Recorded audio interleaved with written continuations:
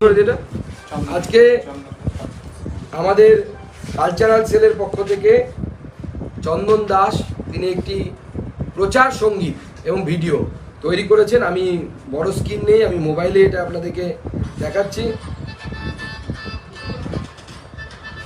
এটা রিলিজ করা হলো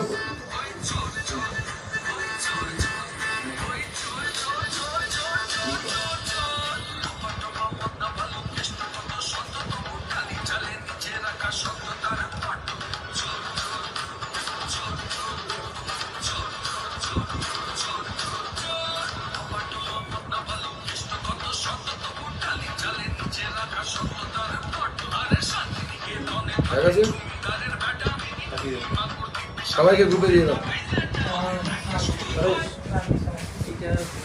সবাই গ্রুপে দিয়ে দেন। না না সব জায়গায় হ্যাঁ শেষ। আমি একসময় তৃণমূল কংগ্রেসে ছিলাম, কিন্তু আমি যখন দেখলাম এই শালমরা অঞ্চলে 21 কোটি টাকা ঢুকে গেল, দিনহাটার সেই এমএলএ উড়ে এসলো, ব্লক সভাপতি চলে এসলো, অঞ্চলের দরজা বন্ধ করে গোপন মিটিং এ বসলো, সেখানে আলোচনা হলো কোনো কাজ করা যাবে না, 21 কোটি টাকা আমরা সবাই ভাগ করে নেব। তারপরের দিন আমি তৃণমূল কংগ্রেস ত্যাগ করে ভারতীয় জনতা পার্টিতে ঘরের ছেলে ঘরে ফিরে গিয়েছিলাম, কারণ আমরা দুর্নীতি করতে পারবো না। আমি একসময় তৃণমূল কংগ্রেসে ছিলাম, কিন্তু আমি যখন দেখলাম এই শালমরা অঞ্চলে 21 কোটি টাকা ঢুকে গেল, দিনহাটার সেই এমএলএ উড়ে এসলো, ব্লক সভাপতি চলে এসলো, অঞ্চলের দরজা বন্ধ করে গোপন মিটিং এ বসলো, সেখানে আলোচনা হলো কোনো কাজ করা যাবে না, 21 কোটি টাকা আমরা সবাই ভাগ করে নেব। তারপরের দিন আমি তৃণমূল কংগ্রেস ত্যাগ করে ভারতীয় জনতা পার্টিতে ঘরের ছেলে ঘরে ফিরে গিয়েছিলাম, কারণ আমরা দুর্নীতি করতে পারবো না। আজকে মায়েদের নামে লক্ষ্মীর ভান্ডার দেওয়া হচ্ছে, তুমি নাম রেখেছো লক্ষ্মীর ভান্ডার, কিন্তু লক্ষ্মীর ভান্ডার তুমি 1000 করে টাকা দিয়ে তুমি তোমার ভাইদের বলছো রাত 12টার পর এই 1000 টাকা পাওয়া মহিলাদের বেঁচে বেঁচে ডেকে নিয়ে এসে পার্টি অফিসে পিঠা বানাতে হবে আর তাদের ধর্ষণ করতে হবে। তুমি লক্ষ্মীর ভান্ডার দিচ্ছ নাকি ধর্ষণ ভাতা দিচ্ছ? তোমাকে জবাব দিতে হবে। তাই তো আজকে সন্দেশখালীতে আপনারা দেখেছেন বেঁচে বেঁচে হিন্দু মা বোনদেরকে তুলে নিয়ে ধর্ষণ করা হয়েছে। লজ্জা হয়ে গেল কথা বলতে, কিন্তু বলতে হবে।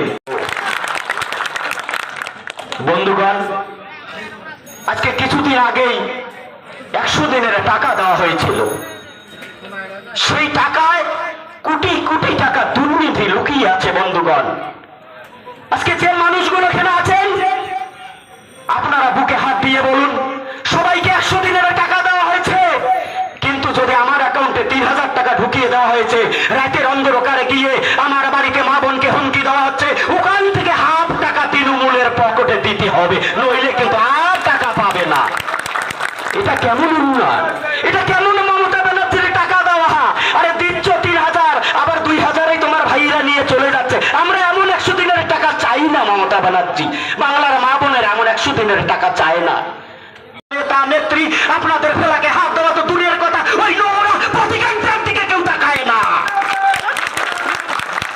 কিন্তু আমরা ভারতীয় জনতা পার্টি করি, আমাদের পতাকা আমরা বাজারে লাগাচ্ছি, রাতের অন্ধকারে চোরের মতো আমাদের ফ্ল্যাগগুলো তোমরা খুলে দিচ্ছ। এটা কি গণতন্ত্র নাকি?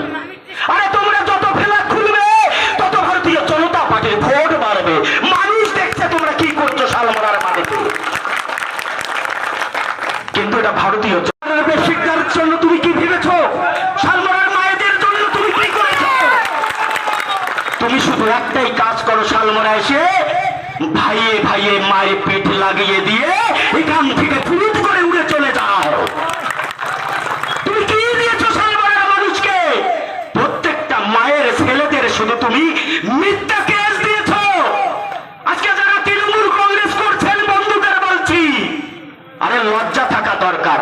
তৃণমূল কংগ্রেস করতে গিয়ে তৃণমূলের লোক আপনাকে ধরে বম বন্দুক পকেটে দিয়ে থানায় দিচ্ছে, আবার জেল খেটে বেরিয়ে এসে বলছো উদয়নগুল জিন্দাবাদ। লজ্জা থাকা দরকার এই সমস্ত লোকের। কংগ্রেসকে ক্ষমতায় ভোট দিয়ে নিয়ে এসেছিলাম, কিন্তু শালমরা আজকে যারা তৃণমূল কংগ্রেসের নেতৃত্ব দিচ্ছে, দিনহাটার একটা কুখ্যাত দুষ্কৃতী কমল বহুজাকে জন্ম দিয়েছিলেন, আমি কমল বাবুকে শ্রদ্ধা করি, ভালোবাসি, স্যালুট করি, কিন্তু তুমি একটা পুত্র জন্ম দিয়ে গিয়েছিলেন, ছেলে জন্ম দিয়েছিলেন ঠিকই, কিন্তু ছেলেকে মানুষ করতে পারেননি। আর এই সেই উদয়ন গুহ শালমারার মাটিতে এসে সাধারণ মানুষকে উত্তপ্ত করে, সন্ত্রাস তৈরি করে শালমারার মানুষের নামে শুধু কেস দিয়ে যাচ্ছে। আমি উদয়ন গুহকে প্রশ্ন করতে চাই, এখানে উদয়ন গুহর অনেক চালাচালান্না আছেন, আমার মাইকের আওয়াজ যদি শুনলেন তাহলে কান খুলে শুনুন। উদয়ন গুহ শালমারার মাটিতে আসলে আমি জনগণের কাছে আহ্বান করছি, আপনারা জিজ্ঞাসা করবেন যে তুমি যে এই 5 বছর এমএলএ আছো, তুমি শালমারার মানুষের জন্য কি করেছো? লোকেদের থেকে মানুষ শিক্ষা লাভ করবে।